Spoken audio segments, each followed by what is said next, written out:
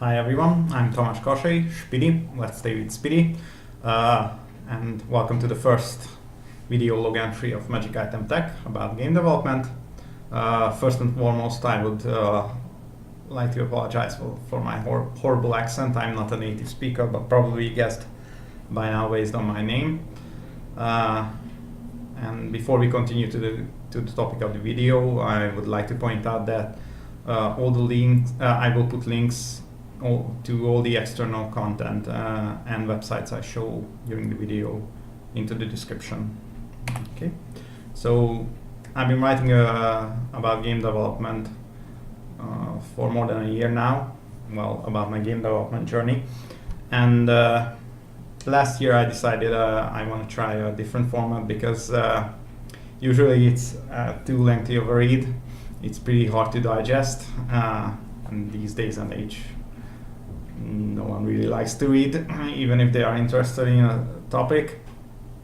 And I also admit I love and consume content in this format, so I follow the video blogs of different indie developers, so that's why I decided to give it a go. I planning to deliver the same content, but I hope it will be better in this format because I can show more live content, like features of the game, how it's progressing, stuff like that. Okay, so today I'm going to talk about my current project. It's called Am Overburdened. It's a sort of a classical roguelike, but before I delve into its specific, I would like to do a little introduction history kind of thing about my games and my previous projects. Last year I made and released a game on Steam called Operation KREEP. I'm pretty proud of it. And I have a link here for it to open. Yep. So it's on Steam in all its glory. Yeah, dream come true. Pretty proud.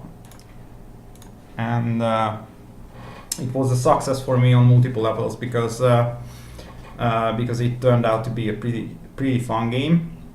Many players said they had genuine fun while playing, and from a management standpoint, it turned out really well too. My estimation were estimations for the scope of the projects and the effort it takes to deliver the game was pretty spot on. So even though it was not a commercial success, I decided after its release that I'm going to pursue game development full time sooner or later.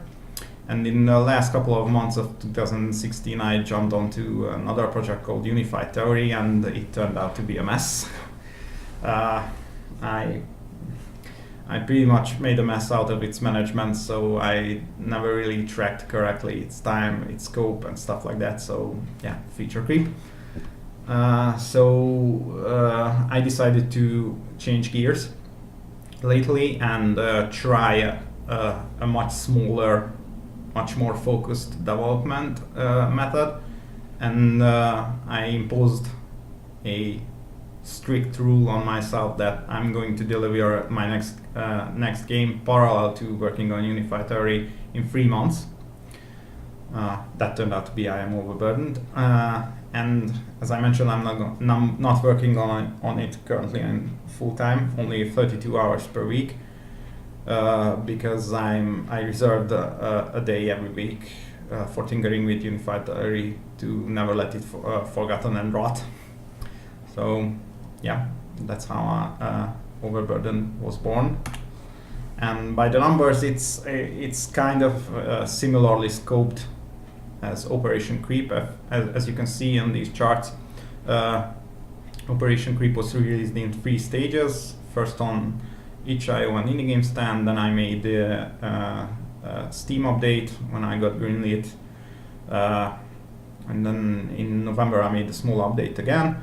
But if you compare the numbers, the readjusted estimations, it's slightly smaller in scope than the final version of Operation KREEP, and this time around I made a huge buffer called Nice to Have, Those are the features I'm gladly cut out if I run too much overtime. Of course, I'm not going to release a rushed or an incomplete project, but the main goal behind this small project this time is to be spot on with my estimations, with my tracking, with management, and in overall delivering the game to market. That's it about its idea. Well, as I said, it's more like a classical roguelike. It's turn-based with permadeath, of course.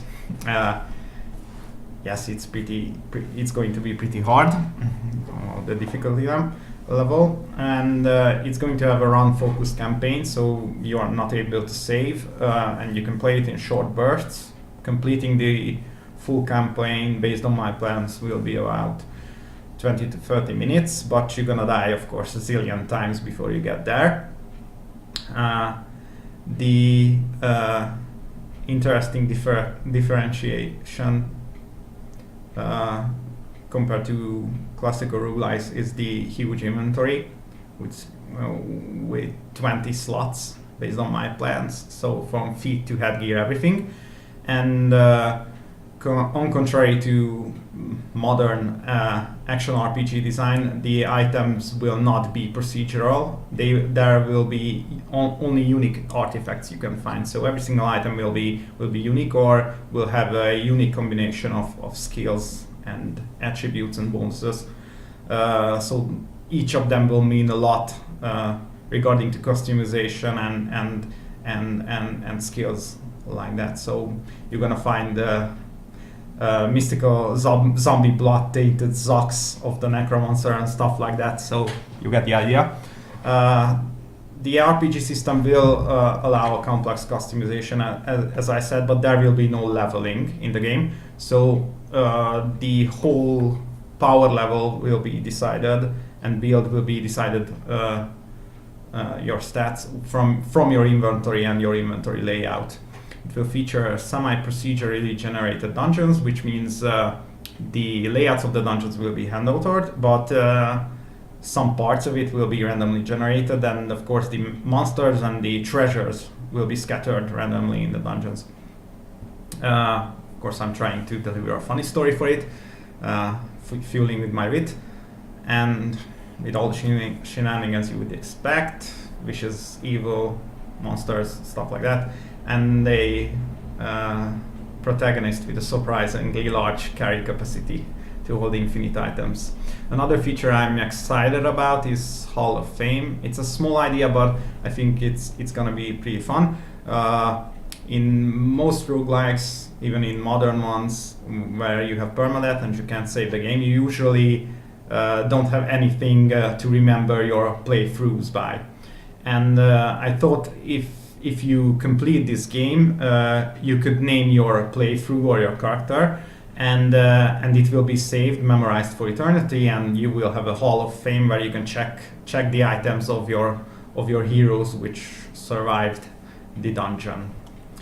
Okay, I could go on about the ideas for it all day, but I like to show the game in its current form.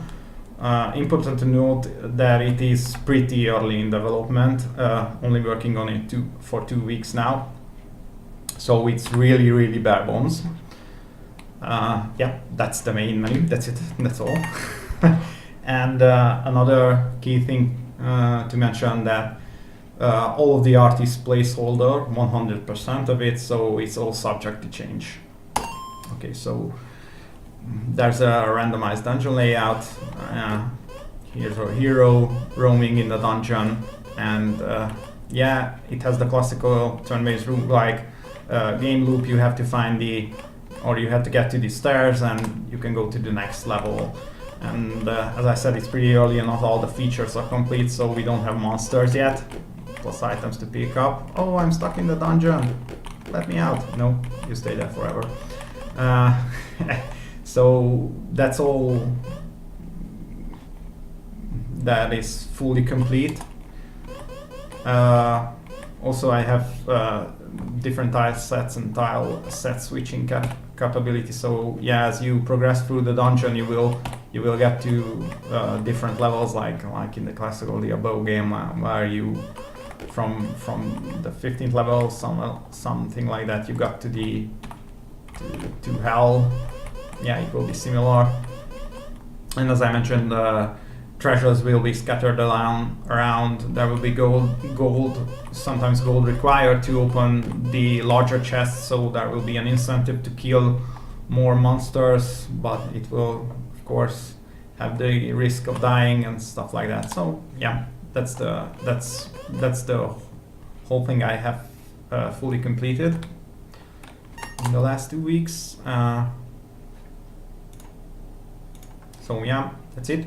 In the next week or the next 2 weeks, probably will finish all the core features, like the monsters. I'm already working on those, and the items, pickups and stuff like that. So probably the game will look similar in the next video, but we'll have much more features ready.